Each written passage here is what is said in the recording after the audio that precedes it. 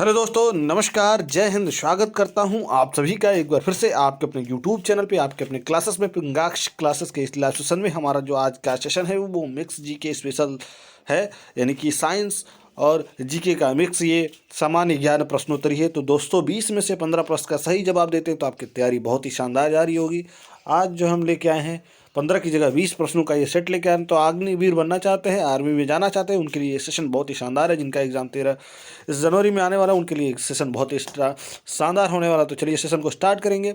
उससे पहले आपसे रिक्वेस्ट करूंगा, चैनल पर पहली बार है तो चैनल को सब्सक्राइब कर लीजिएगा, बेल आइकन को प्रेस कर दीजिएगा ताकि सबसे पहले नोटिफिकेशन आपको मिल सके। क्योंकि हमारा क्लास जो है हर शनिवार और रविवार शाम 7 बजे लाइव आपको मिलेगा। तो चलिए स्टार्ट करते हैं आज के दिन का ये सेशन।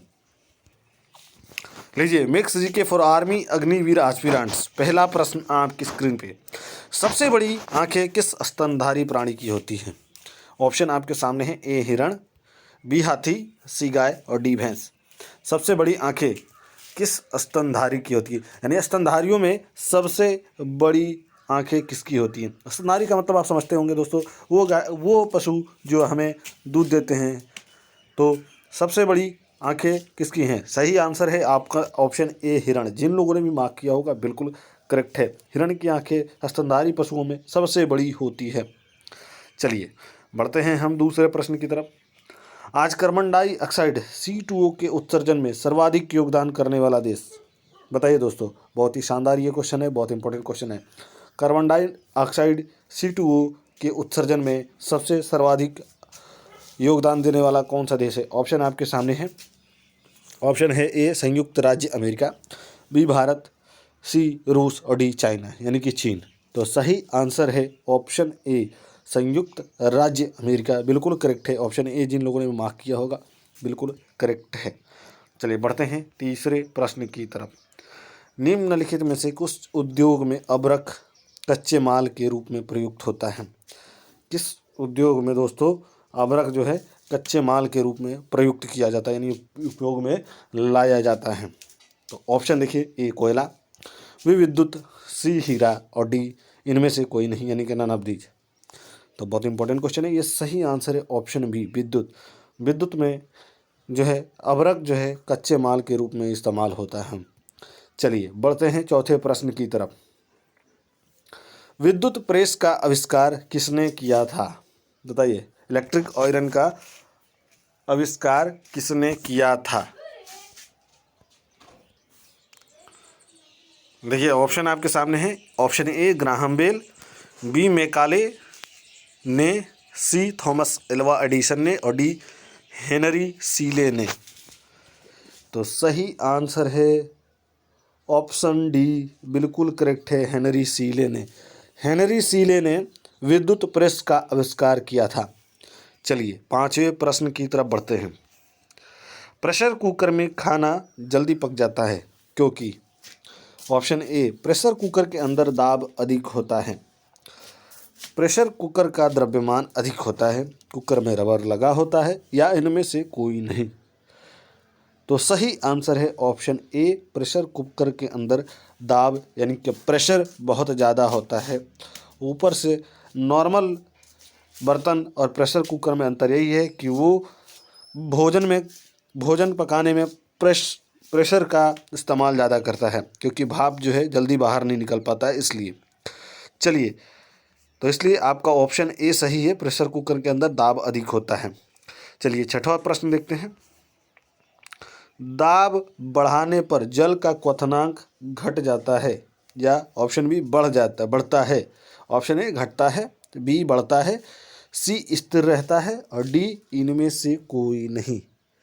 तो सही आंसर है ऑप्शन बी बढ़ता है। चलिए सातवां देखते हैं। सातवें प्रश्न की तरफ बढ़ते हैं।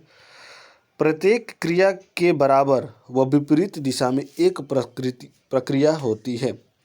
प्रत्येक क्रिया के बराबर व विपरीत दिशा में एक प्रतिक्रिया होती है। यह न्यूटन का कौन सा नियम है दोस्तों? बताइए। ऑप्शन ए तीसरा नियम है, ऑप्शन बी दूसरा नियम है, ऑप्शन सी पहला नियम है और ऑप्शन डी इनमें से कोई नहीं। तो सही आंसर है ऑप्शन ए, ये न्यूटन का तीसरा नियम है। प्रत्येक क्रिया के बराबर व विपरीत दिशा में बराबर व विपरीत दिशा में एक प्रतिक्रिया होती है, वह न्यूटन का तीसरा नियम है। चलिए 8वां प्रश्न देखेंगे। तांबा का शत्रु है यानी कॉपर का एनिमी कौन सा होता है? ऑप्शन ए अभ्रक, बी गंधक, सी सिल्वर यानी कि चांदी और डी इनमें से कोई नहीं। ये बहुत ही शानदार क्वेश्चन है, बहुत इंपॉर्टेंट क्वेश्चन है। आसान सा है बट इम्पॉर्टेंट बहुत ज़्यादा है ये दोस्तों। तो बताना चाहूँगा सही आंसर है ऑप्शन बी गंधक। बिल्कुल करेक्ट है। जिन लोगों ने मार्क किया होगा ऑप्शन बी बिल्कुल करेक्ट है, गंधक कॉपर का शत्रु है गंधक। चलिए बढ़ते हैं 9वें प्रश्न की तरफ। उगते व डूबते समय सूर्य लाल प्रतीत होता है क्योंकि लाल रंग का प्रकीर्णन सबसे कम होता है, लाल रंग का प्रकीर्णन सर्वाधिक होता है। ऑप्शन सी लाल रंग अच्छा दिखता है और ऑप्शन डी इनमें से कोई नहीं। तो सही आंसर है ऑप्शन ए, लाल रंग का प्रकीर्णन सबसे कम होता है। उगते और डूबते समय जो सूरज अत्यधिक लाल दिखता है उसका कारण है इसकी प्रकीर्णन सबसे कम होती है। चलिए 10वां प्रश्न देखेंगे। रेडियो एक्टिविटी की खोज किसने की थी? ये मालूम होना चाहिए, बहुत इंपॉर्टेंट क्वेश्चन है। ऑप्शन ए देखिए हेनरी निकोलस ने, बी हेनरी बेकरल ने, सी हेनरी शिले ने और डी इनमें से कोई नहीं। तो सही आंसर है ऑप्शन बी हेनरी बेकरल ने रेडियो एक्टिविटी की खोज की थी, हेनरी बेकरल ने। बढ़ते हैं हम 11वें प्रश्न की तरफ।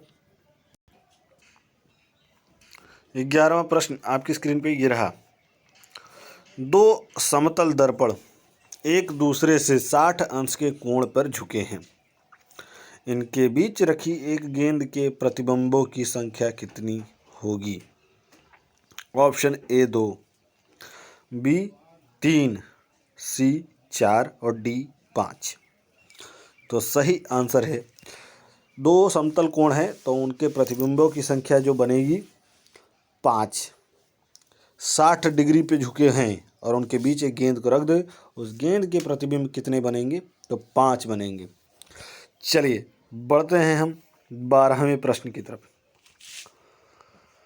पानी के अंदर हवा का बुलबुला किस तरह बर्ताव करता है? ऑप्शन ए एक अवतल लेंस, ऑप्शन बी एक उत्तल लेंस, ऑप्शन सी एक प्रतिबिंब की तरह और ऑप्शन डी समतल दर्पण की तरह। तो सही आंसर है एक अवतल लेंस की तरह काम करता है। ऑप्शन ए जिन लोगों ने भी मार्क किया होगा बिल्कुल करेक्ट है। पानी का अंदर जो हवा का बुलबुला होता है एक अवतल लेंस की तरह आपका काम करेगा। चलिए 13वां प्रश्न देखिए। इकाइयों की समस्त व्यवस्थाओं में किस इकाई की मात्रा समान होती है? ऑप्शन ए विशिष्ट गुरुत्व, सी अवशिष्ट गुरुत्व, सी गुरुत्व और डी इनमें से कोई नहीं। तो सही आंसर है आपका ऑप्शन ए विशिष्ट गुरुत्व। जिन लोगों ने भी मार्क किया होगा बिल्कुल करेक्ट है। आगे बढ़ते हैं 14वें प्रश्न की तरफ।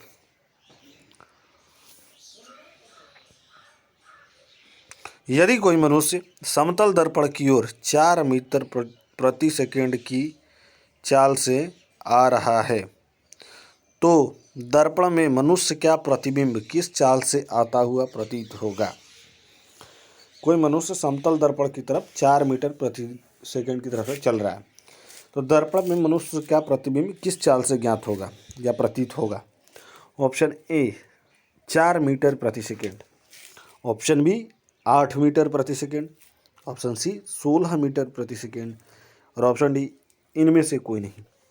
देखिए इसका समान सा फॉर्मूला है कि जब भी समतल दर्पण की तरफ कोई व्यक्ति आएगा समान चाल से, उस चाल से दुगुना उसका प्रतीत होगा। तो यहाँ 4 मीटर प्रति सेकंड की दर से चल रहा है तो उसको प्रतीत होगा, उस दर्पण में प्रतीत होगा 8 मीटर प्रति सेकंड की दर से आता हुआ प्रतीत होगा। तो इसलिए ऑप्शन भी जिन लोगों ने भी मार्क किया होगा बिल्कुल करेक्ट है। आपके 1 नंबर परफेक्ट है। बढ़ते हैं हम 15वें प्रश्न की तरफ। कार, ट्रक और बसों में यानी कि कारों, ट्रकों और बसों में ड्राइवर की सीट की बगल में कौन सा दर्पण लगा होता है? आप तो देखते होंगे बैक लाइट, हम जिसको हम बैक लेंस या बैक मिरर कहते हैं, यानी पीछे से आने वाली गाड़ियों को देखते हैं, उसमें कौन सा दर्पण लगा होता है? ऑप्शन देखिए, ए अवतल दर्पण, बी उत्तल दर्पण, सी समतल दर्पण और डी इनमें से कोई नहीं। तो सही आंसर है आपका ऑप्शन बी, उत्तल दर्पण लगा होता है। जिन लोगों ने मार्क किया होगा ऑप्शन बी बिल्कुल करेक्ट है। उत्तल दर्पण की वजह से जो भी चीज़ें पीछे से आ रही होती है उस छोटे से शीशे में और छोटा होकर दिख जाती हैं हमें, क्योंकि उतना बड़ा अगर पीछे से गाड़ी आएगा तो दिखना नहीं चाहिए। बस वो उत्तल दर्पण का ही कमाल है कि वो आ रही पीछे गाड़ी हमें दिखती रहती। चलिए 16वें प्रश्न की तरफ चलते हैं। ऐसे तत्व जिनमें धातु और अधातु दोनों के गुण पाए जाते हैं वे कहलाते हैं। ऑप्शन ए उपधातु, बी सधातु, सी संधातु और डी इनमें से कोई नहीं। बहुत इंपॉर्टेंट क्वेश्चन है दोस्तों। धातु और अधातु दोनों के गुण पाए जाते हैं वो क्या कहलाते हैं? उनको कहते हैं उपधातु। ऑप्शन ए जिन लोगों ने भी मार्क किया होगा बिल्कुल करेक्ट है। चलिए बढ़ेंगे अब 17वें प्रश्न की तरफ। वनस्पति विज्ञान के जनक कौन है? ये बहुत इंपॉर्टेंट क्वेश्चन है, इससे 2-3 आंसर आपको मिलेंगे जरूर। Option A Galileo, B Theophrastus, C Stephen Hawking और डी इनमें से कोई नहीं। तो सही आंसर है ऑप्शन बी बिल्कुल करेक्ट है, थियोफ्रेस्टस। वनस्पति विज्ञान के जनक हैं थियोफ्रेस्टस। गैलीलियो को हम विज्ञान के फादर के नाम से जानते हैं, तो ये भी बड़ा इम्पोर्टेंट क्वेश्चन है। गैलीलियो को विज्ञान के जनक यानी कि फादर के नाम से जाना जाता है। आधुनिक विज्ञान के फादर इनको कहते हैं हम गैलीलियो को, लेकिन इसका जो है वनस्पति विज्ञान के थियोफ्रेस्टस। चलिए 18वें प्रश्न की तरफ बढ़ते हैं। निम्नलिखित में से किसमें ध्वनि की चाल सबसे अधिक होगी? ऑप्शन ए चांदी में, बी सोना में और सी इस्पात में, डी इनमें से कोई नहीं।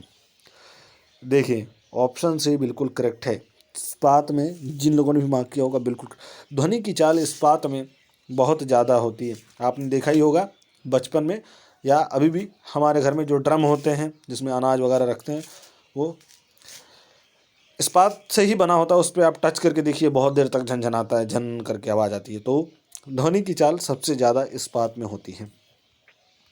चलिए 19वें नंबर के प्रश्न पे पढ़ते हैं। एक व्यक्ति घूमते हुए स्टूल पर बाहें फैलाए खड़ा है। एकाएक वह बाहों को सिकोड़ लेता है, यानी कि अपनी बाहें सिकोड़ लेता है। तो स्टूल का कोणीय वेग क्या होगा? रुक जाएगा, ऑप्शन बी बढ़ जाएगा, ऑप्शन सी घट जाएगा या समान रहेगा।